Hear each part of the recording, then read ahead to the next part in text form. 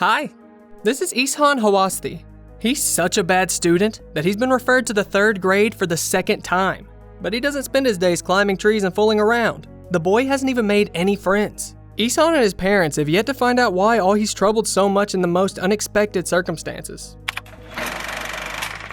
This is what Ishaan's typical day at school looks like. He listens to the results of tests and finds out that he got the worst grades in the entire group. All the teachers and tutors yell at him, and his peers avoid him because Ishaan behaves strangely. Nevertheless, Ishaan remains a cheerful child who laughs at the sight of watchdogs and plays with them for a long time in the yard. However, he completely forgets that school tests cannot be used as a toy. In general, things always slip his mind. Washing his hands before he eats, turning off the tap, telling his parents to sign his work. But the boy's brother, Johan, is the exact opposite. He aces all the subjects. He's the pride of his parents. One might think that he doesn't like Ishaan, but it's not like that at all. His brother seems to be the only one who doesn't reproach the boy. Wow, ये तो बन रहा है. One day, completely having forgotten about his lessons, Ishaan runs outside to the barking of a watchdog. While he's busy with them, the neighborhood boys are playing ball. The ball falls not far from Ishaan, and his peers ask him to throw the ball back, but Ishaan misses. This angers the leader of the group beyond belief, and he tells the boy to bring the ball to the court at once. चल जा, ball लेके आ, चल.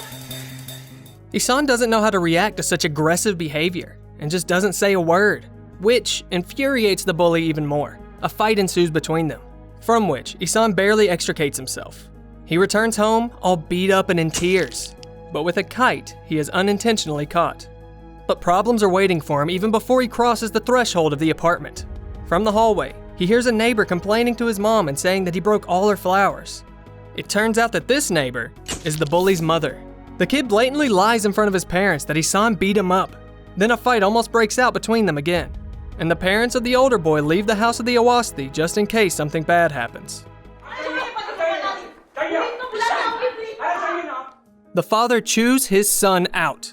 He says that everyone complains about Ishaan every day and promises his son that he will send him to a boarding school unless he becomes better. Ishaan's mother, on the other hand, feels sorry for her son. She cleanses his wounds and calms him down. The next morning, Ishaan's father leaves on a business trip for a few days. The boy's mother manages to set the table twice, send her husband to work and her older brother to school, and only then remembers the younger one.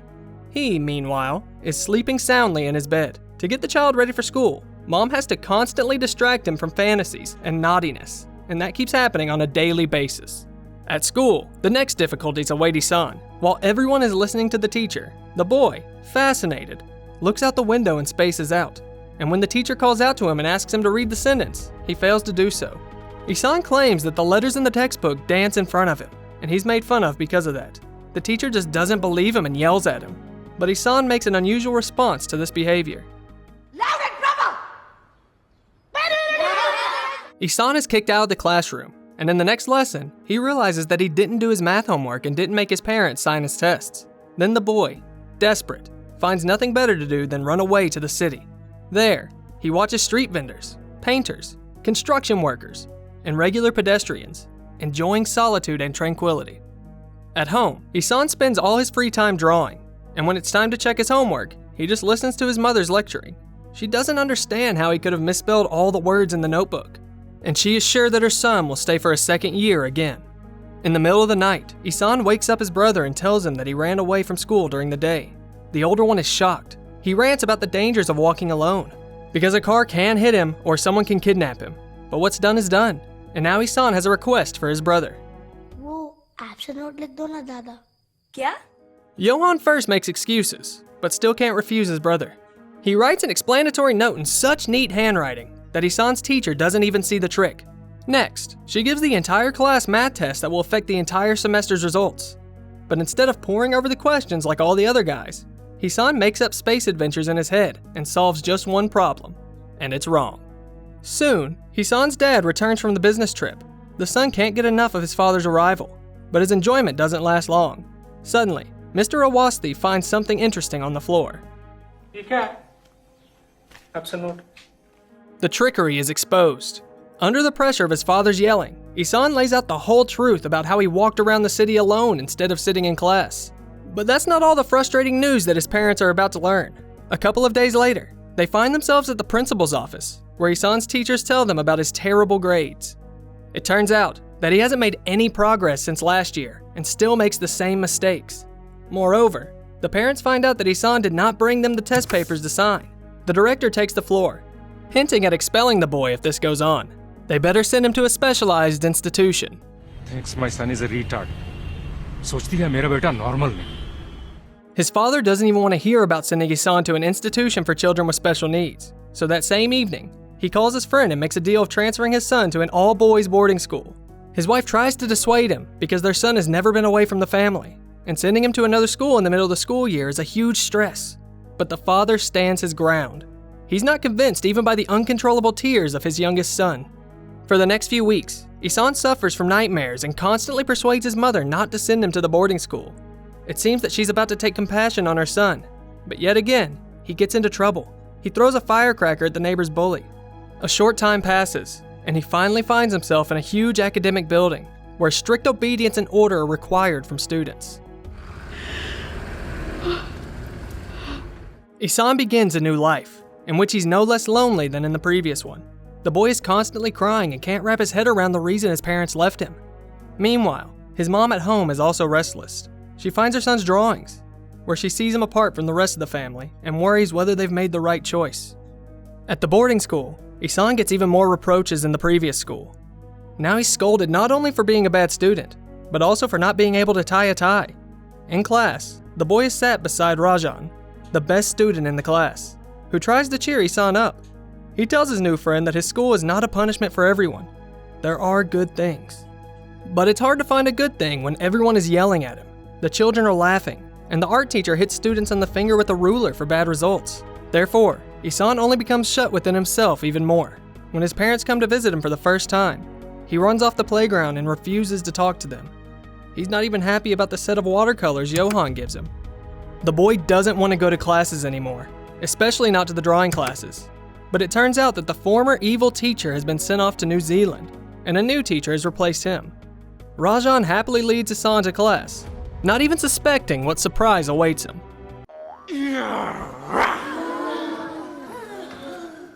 The new teacher is completely different from the others. He shows up to the class with a flute and in a circus performer's costume, sings songs with the children, and invites them to draw anything that pops up to mind. But Ishaan does not watch the fun performance and won't pick up the paint. The next day, the art teacher catches up with Rajan and asks him why his desk mate is very quiet. The boy explains that Ishaan just really wants to go back home because he's a new student here. Ram wonders about the absurdity of a child being transferred to a new school in the middle of the school year, but Rajan tells him that his friend can't write and read, so he has been basically kicked out of that school.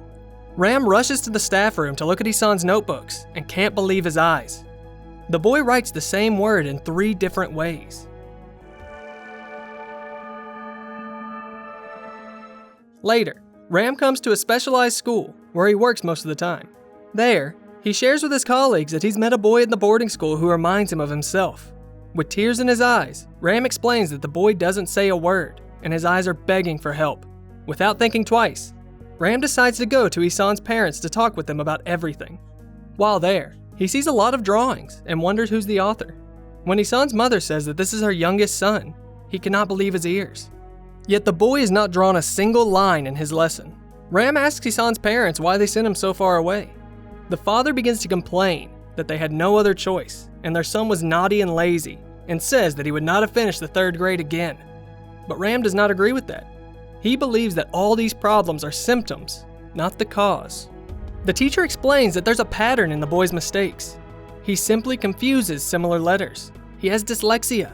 However, Ishaan's father is not convinced by this answer, because he's still sure that the teacher just makes excuses. Ram then asks Mr. Awasthi to read the description of the box in Chinese, and when Mr. Awasthi says he can't, the teacher scolds him. कुछ ऐसी ही कैफियत होती होगी ईशान की.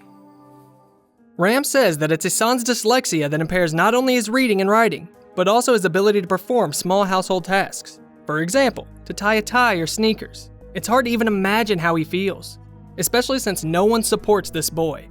Perhaps that's why he stopped drawing, Ram says. But Mr. Awasthi doesn't care much about drawing. He wants his son to be successful and normal. Ram says that all children are different, and Ishaan has a special gift, the father has nothing to say.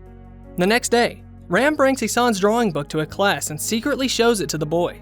Then he starts the lesson with an unusual story about a child who couldn't read or write. But despite him having been mocked, he grew up to be a great person. Who's that story about? Albert Einstein. Ram begins to tell the children a lot of stories about the most famous people who were bad at letters in their childhood, like Leonardo da Vinci, Walt Disney, Pablo Picasso, Agatha Christie. The teacher says that through these stories, he's wanted to teach the children that some people look at the world in a completely different way, and there's nothing wrong with it. Just because no one understands them doesn't mean they're good for nothing. Ram then tells the children that they'll have a lesson in nature today, but before he leaves the classroom, he calls Ishaan over. He admits that he forgot to mention another name among the dyslexics, albeit not so well known, his own. He had the same problems with reading and writing as a child, and his father thought he was a blockhead, but he grew up and learned everything. The kind teacher seemingly inspires Ishaan to make a beautiful raft that floats on a pond, which delights all his classmates during class. Ram comes to the boarding school director and says he wanted to discuss Ishaan's academic performance. The headmaster already thought the teacher had come to complain, just like everyone else. It turns out that he's already thinking about expelling the boy. But Ram interrupts him. He believes that the child's intelligence is above average, but he just has some difficulties with writing. The art teacher offers the principal the following plan. Take on Ishaan and teach him writing, reading, and math for several hours a week. And in the meantime, ask the other teachers to pose verbal questions to the boy. The director doubts the success of this plan, but Ram shows him Ishaan's drawings and still convinces him to give the gifted boy a second chance.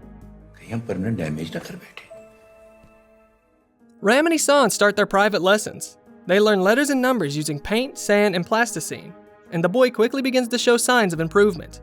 Now he reads whole sentences, as well as writes smoothly and error-free. He even manages to change his own clothes, tie his shoelaces, and comb his hair. In a few months, Ram announces an artist contest at the school for all interested. Hundreds of students, boarding school teachers, even Ram's own art teacher attend the contest, but only Ishaan is still not there. The teacher gets nervous, and Rajan tells him that his friend had left school before dawn. Just when Ram has given up hoping for the appearance of his favorite disciple, Ishaan finally arrives at the amphitheater. He sits down, far away from everyone, grabs the paints his brother gave him, and starts painting what he had gone to see before the whole campus woke up. He makes a stunning drawing, which makes the teachers literally speechless. He also drew something special all this time.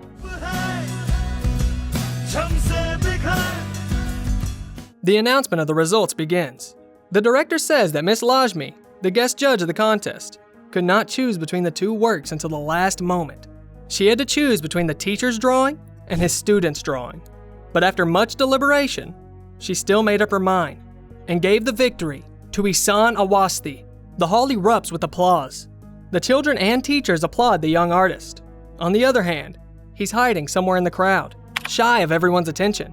Looking down, Ishaan finally takes hold of himself and goes on stage, where he receives the award from the hands of Ram's teacher, and then hugs his mentor in tears. At the end of the semester, everyone goes home. Ishaan's parents arrive at the boarding school and meet with the principal, who shows them a new issue of the school yearbook with the picture of their son on the cover and his portrait on the back. Everyone admires Ishaan, both students and adults who once considered the boy to be a hopeless case. The boy says goodbye to his teacher until the next school year, and happily goes home for the holidays.